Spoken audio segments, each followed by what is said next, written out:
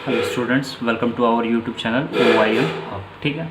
आज हम अपना इकोनॉमिक्स का चैप्टर 2 करने वाले हैं। ठीक है। चैप्टर 2 का नाम है कंज्यूमर इक्विलिब्रियम। ठीक है।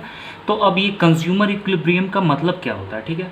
तो अब देखेंगे कंज्यूमर इक्विलिब्रियम। इक्विलिब्रियम ये वर्ड जो है ये आपके पूरे चैप्टर में बहुत बार ही रिपीट होगा। ठीक है ना। तो ये वर्ड का मतलब क्या होता है अभी हमको ये जानना है सबसे पहले। तो इस वर्ड का मतलब होता है स्टेट ऑफ रेस्ट, यानी एक ऐसा स्टेट जिसमें आप पूरे रेस्ट के पोजीशन पे चल जाएं, आप सेटिस्फाइड हो जाएं। ठीक है।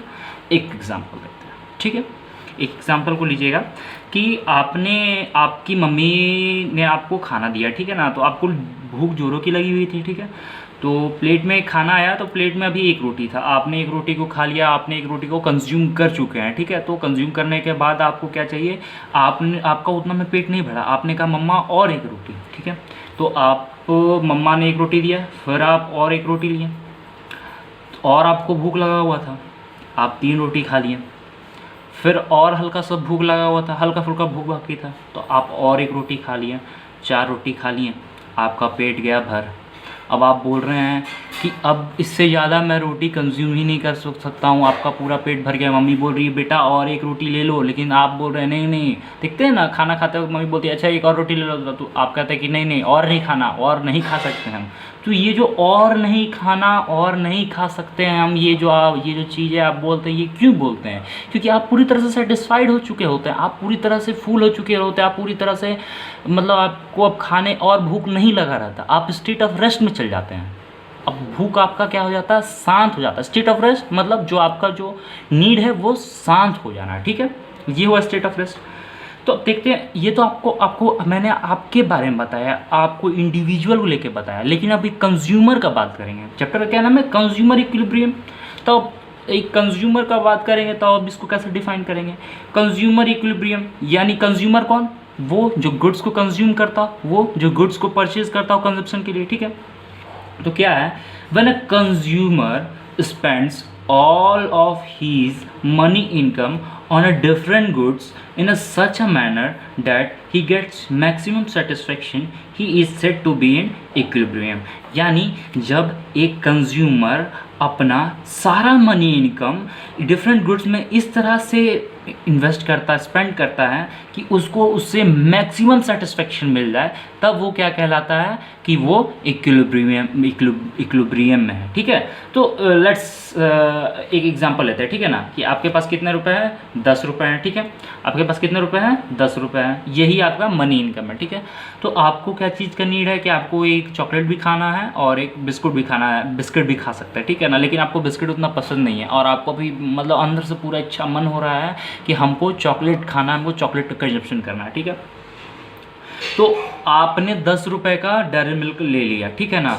तो आपके मुताबिक आप ये 10 रुपये का, आपने अभी इस 10 रुपये का सबसे अच्छा इस्तेमाल किया है, आपके नज़रिए से इसका इस्तेमाल और अच्छे और इससे अच्छा कुछ हो ही नहीं सकता, क्योंकि आप चॉकलेट खा के बहुत खुश हुए हैं, आप कंजप्शन किए, आप बहुत स्टेट ऑफ रेस्ट पे आ गया, हाँ मन भर गया, बहुत मज़ा आ गया। ठीक है ना। 10 रुपये में आप क्या हो गया? सेटिस्फाइड हो गए। तो यही बोल रहा है when a consumer spends all his money income, यानी 10 रुपये। ठीक है ना। ऑन अ डिफरेंट गुड्स का बात कर रहा हम यहाँ पर सिर्फ एक कैडबरी चॉकलेट ले रहे हैं। On a different goods in a such a manner, इस तरीके से लगाता है that he gets maximum satisfaction. 10 रुपये से उसका मैक्सिमम सेटिस्फेक्शन आया। अगर वो वहाँ पर यूज़ करता, बिस्किट लेता, तो उसको उतना सेटिस्फेक्शन नहीं मिलता, क्योंकि उसको वो बिस्किट पसंद नहीं है, उसका कंजप्शन उतना अच्छा नहीं, उसको मतलब अंदर से अच्छा फील नहीं होगा। ठीक है। Maximum satisfaction, he is said to be in equilibrium. ठीक है। वो क्या कहलाता है? इक्विलिब्रियम है। ठीक है। अब नेक्स्ट टॉपिक क्या है? यूटिलिटी। ठीक है। अब ये यूटिलिटी क्या होता है? It is the satisfaction expected और derived from the consumption of the commodity. यानी ये क्या है? सेटिस्फैक्शन है, एक्सपेक्टेड और derived from the consumption of the commodity. ठीक है। अब देखिए, जैसे आपने एक रोटी खाया, तो एक रोटी खा के आपका कुछ परसेंटेज तो पेट भरा होगा, कुछ तो आपको सेटिस्फाई हुआ होगा। ऐसा बात थोड़ी ना एक रोटी खाएं और एक रोटी हवा में चल गया, ऐसा बात थोड़ी ना कि आपको चौथा रोटी खाएं तभी अचानक से आपका पेट भर गया, ऐसा थोड़ी ना होता। धीरे धीरे धीरे धीरे धीरे धीरे करके पेट भरता है। लेकिन ये आप देखे होंगे कि पहला रोटी जो है ना, पहला रोटी आपको बहुत ही प्यारा रहता है, पहला रोटी खाएंगे तो लगेगा आहा, लेकिन चौथा रोटी खाते खाते खाने का मन हल्का कम कम करने लगता है। पांचवा रोटी अगर मम्मी देगी तो आप कहेंगे अच्छा आधा रोटी दे दो, अच्छा हल्का रुक रुक के हल्का थम थम के खाएंगे, ठीक है ना। लेकिन पहला रोटी आप बहुत जल्दी जल्दी खा लेते हैं क्योंकि उस समय आपको भूख लगा रहता है, ठीक है ना। तो वो जो पहला रोटी या एक गुड से जो आपको सेटिस्फेक्शन मिल रहा है, जो सेटिस्फेक्शन आपको एक रोटी खाने से जो आपको सेटिस्फेक्शन आ रहा है, वही कहलाता है यूटिलिटी, ठीक है ना। Utility, it is the satisfaction expected और derived from the consumption of the commodity, ठीक है। तो अब यहाँ पर देखना दो वर्ड लिख रहे हैं, एक्सपेक्टेड और डेराइव्ड, ठीक है ना। तो यूटिलिटी दो तरीके की लगभग लगभग होती है, ठीक है ना। तो वो क्या है, एक्सपेक्टेड और डेराइव्ड, ठीक है। तो अब ये एक्सपेक्टेड और डेराइव्ड में अंतर क्या है। तो एक्सपेक्टेड मतलब वो चीज़ जो हम सोच रहे हैं कि इस चीज़ का कंजप्शन करने से हमको इतना सेटिस्फेक्शन मिलेगा, और डेराइव्ड मतलब जो एक्चुअल सेटिस्फेक्शन मिला, ठीक है। जैसे एक एग्जांपल लेते हैं कि क्या एग्जांपल है कि आपको मन है बिरयानी खाने का, ठीक है। तो आपने क्या किया कि एक होटल से आपने बिरयानी ऑर्डर किया, ठीक है। तो आपको उस होटल का बिरयानी बहुत ही पसंद है, वो होटल वाला बिरयानी बहुत बढ़िया बना था। आप मन में सोच रहे हैं कि वाह बहुत मज़ा आने वाला है, आज बिरयानी खा के एकदम आराम से सो जाएंगे, हमको तो बहुत ही संतुष्टि मिलने वाला है। जो मैं इसमें अगर 150 रुपये लगा रहा हूँ तो 150 रुपये मेरे को पूरा सेटिस्फाइड होकर हम इसका कंजप्शन करेंगे, ठीक है। लेकिन जब डिलीवरी बॉय आता है आपके पास, डिलीवर करके जाता है वो बिरयानी को, तो आप देख रहे हैं जब आप बिरयानी खाते हैं तो आप देखते हैं कि बिरयानी उतना अच्छा नहीं बनाया है। हो सकता है होटल का कुक हल्का खराबी कर दिया होगा बनाने में, आपको बिरयानी पसंद नहीं आया उस दिन, और आपने क्या किया, बिरयानी आधा छोड़ दिया और खाया भी तो मन से नहीं खाया, तो आपको असल में उतना सेटिस्फेक्शन अब नहीं मिला। तो एक्सपेक्टेड सेटिस्फेक्शन मतलब जो आप सोच रहे हो कि हमको उससे इसका कंजप्शन से इतना सेटिस्फेक्शन मिलेगा, यानी आप जो डिलीवर होने से पहले आप सोच रहे थे कि बहुत मस्त बनेगा खाना, हम बिरयानी खाएंगे, मेरा मन खुश हो जाएगा। लेकिन जब डिलीवर हुआ तो जो एक्चुअल सेटिस्फेक्शन मिला उसको कहते हैं डेराइव्ड यूटिलिटी, ठीक है ना, और एक्सपेक्टेड यूटिलिटीज। आप समझ गए कि एक्सपेक्टेड क्या होता है, डेराइव्ड क्या होता है। एक्सपेक्टेड मतलब जो आप सोच रहे हैं, डेराइव्ड मतलब जो असल में जो आपको यूटिलिटी, जो असल में आपको सेटिस्फेक्शन मिला है, वो क्या कहलाता है, डेराइव्ड यूटिलिटी। अब नेक्स्ट आता है टोटल यूटिलिटी, ठीक है। तो टोटल यूटिलिटी क्या बोलता है, sum of utilities derived from the consumption of a some particular unit of a commodity, ठीक है। सम ऑफ यूटिलिटीज़, यानी ये यूटिलिटीज़ का सब, यूटिलिटी मतलब सेटिस्फैक्शन, ठीक है, एक्सपेक्टेड और derived from the consumption of the commodity, ठीक है ना। तो ये जो यूटिलिटीज़ जो है, ये यूटिलिटीज़ का सम जो होगा वो क्या कहलाएगा, टोटल यूटिलिटी। जैसे एक रोटी खा के आपको हल्का सेटिस्फेक्शन मिला, दूसरा रोटी खा के आपको हल्का मिला, तीसरा रोटी खा के आपको हल्का मिला, फिर चौथा रोटी खा के आपको हल्का सेटिस्फेक्शन, लेकिन ये सब मिला के आपको क्या मिला, आपको फुल सेटिस्फेक्शन मिल गया। तो ये जो 4 रोटी का जो आपको सेटिस्फेक्शन मिला, ये जो 4 जो आ रहा है, यही है टोटल यूटिलिटी, समझ रहे हैं ना। मतलब यूटिलिटीज़ को अगर हम सम अप कर देंगे, जोड़ देंगे, तो ये क्या आ जाएगा, टोटल यूटिलिटी आ जाएगा, ठीक है। अब इसका हम लोग टेबल देखते हैं कि कैसे बनता है टेबल, ठीक है। तो एक चीज़ आप ध्यान दीजिएगा, ठीक है ना, इस टेबल से ही रिलेटेड चीज़ बता रहे हैं, लेकिन आप पहले इसको ध्यान में ले लीजिएगा, ठीक है ना। कि देखते हैं कि जब आप मानिए कि एक बर्गर शॉप पे गए, ठीक है ना, बर्गर आपने लिया, ठीक है।